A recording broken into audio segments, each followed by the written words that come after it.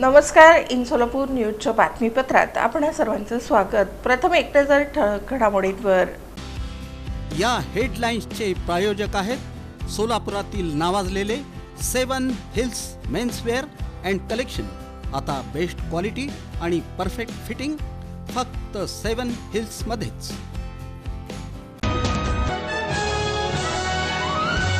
दोन उड्डाणपुलांचा प्रश्न अखेर मार्गी लागण्याच्या टप्प्यावर. सोलापुरातील बहुचर्चित अनेक वर्षापासून रखडलेला. डेन्मार्क सरकार सोलापुरात राबवणार लीक मॅन हा प्रकल्प.